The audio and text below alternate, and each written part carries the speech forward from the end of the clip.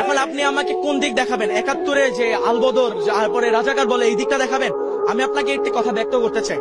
হযরত উমর রাদিয়াল্লাহু তাআলা আনহু তিনি যখন ছিলেন, তিনি কিন্তু মুসলিম ছিলেন না, তিনি কিন্তু ইসলাম ধর্ম গ্রহণ করেন না। পরবর্তীতে মহানবী সাল্লাল্লাহু আলাইহি ওয়াসাল্লাম আল্লাহ তাআলার কাছে নিচে চায় যে তৎকালীন আরবের যে কোনো বড় দুই নেতার একজনকে আল্লাহ আমার করে দেন, এবং মহানবী সাল্লাল্লাহু আলাইহি ওয়াসাল্লামের যে কোরআন সে তিলাওয়াত শুনে সে কিন্তু মুসলিম হয়েছে। এখন কি আপনি তার পাস্টের সাথে তার প্রেজেন্ট তুলনা করবেন? আপনি এতই মূর্খ হয়ে গিয়েছেন। আপনি কি চেতনা ব্যবসা করবেন? আওয়ামী লীগ এক দল বলে গিয়েছে, তারা এখন কোথায়? তারা এখন ভারতে। এবার আরেক দল যারা এখন বর্তমানে বলছে তারা কোথায়? তার নেতা লন্ডনে। যেই দলটাকে বলে সেই দলটা কি পাকিস্তানে গিয়েছে? সেই দলটা যায়নি, সেই দলটা ফাঁসির মঞ্চে হাসি মুখে দাঁড়িয়ে গিয়েছে। সেটা হচ্ছে জামাতে ইসলাম কেন চাঁদাবাজি করে না, কেন কোনো লুটতরাজের সাথে জামাত ইসলাম নেই। আমাদের অন্যান্য দল যদি আমরা দেখে থাকি, গত 53 বছরে আমাকে একটা দল আপনি আমাকে ইন্ডিভিজুয়াল দেখাবেন যে একটি সেবামূলক প্রতিষ্ঠান কিংবা কর্মসংস্থান তৈরি করেছে? কোন দল পাবেন না। তাদের আইডিওলজি হচ্ছে নেতার পিছনে নেতা কর্মী ঘুরবে, জয় বাংলা নাইলে জয় বাংলাদেশ জিন্দাবাদ স্লোগান দিবে। জামাতের আইডিওলজি এটা নয়। তাদের আইডিওলজি কিভাবে একটি নতুন প্রতিষ্ঠান তৈরি করা যায়। আপনি যদি গত 53 বছরে খেয়াল করেন, অসংখ্য জামাতের হাসপাতাল, অসংখ্য ব্যাংকিং সেক্টর তৈরি করা হয়েছে, যার কারণে জামাতে ইসলামের যে নেতা কর্মীরা রয়েছে পড়াশোনা শেষে তারা যদি চাকরিও না পেয়ে থাকে তাদেরকে ওইখানে নিয়োগ দেওয়া হয়।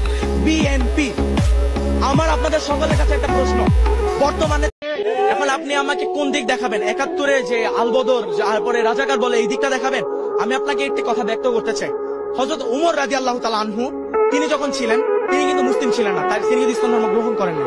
পরবর্তীতে মহানবী সাল্লাল্লাহু আলাইহি ওয়াসাল্লাম আল্লাহ তাআলার কাছে নিচে চায় যে তৎকালীন আরবের যে কোনো বড় দুই নেতার একজনকে আল্লাহ আমার করে দেন, এবং মহানবী সাল্লাল্লাহু আলাইহি ওয়াসাল্লামের যে কোরআন সে তিলাওয়াত শুনে সে কিন্তু মুসলিম হয়েছে। এখন কি আপনি তার পাস্টের সাথে তার প্রেজেন্ট তুলনা করবেন? আপনি এতই মূর্খ হয়ে গিয়েছেন। আপনি কি চেতনা ব্যবসা করবেন? আওয়ামী লীগ এক দল বলে গিয়েছে, তারা এখন কোথায়? তারা এখন ভারতে। এবার আরেক দল যারা এখন বর্তমানে বলছে তারা কোথায়? তার নেতা লন্ডনে।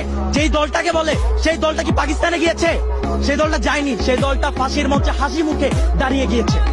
সেটা হচ্ছে জামাতে ইসলাম কেন চাঁদাবাজি করে না, কেন কোনো লুটতরাজের সাথে জামাত ইসলাম নেই। আমাদের অন্যান্য দল যদি আমরা দেখে থাকি, গত 53 বছরে আমাকে একটা দল আপনি আমাকে ইন্ডিভিজুয়াল দেখাবেন যে একটি সেবামূলক প্রতিষ্ঠান কিংবা কর্মসংস্থান তৈরি করেছে? কোন দল পাবেন না। তাদের আইডিওলজি হচ্ছে নেতার পিছনে নেতা কর্মী ঘুরবে, জয় বাংলা নাইলে জয় বাংলাদেশ জিন্দাবাদ স্লোগান দিবে। জামাতের আইডিওলজি এটা নয়।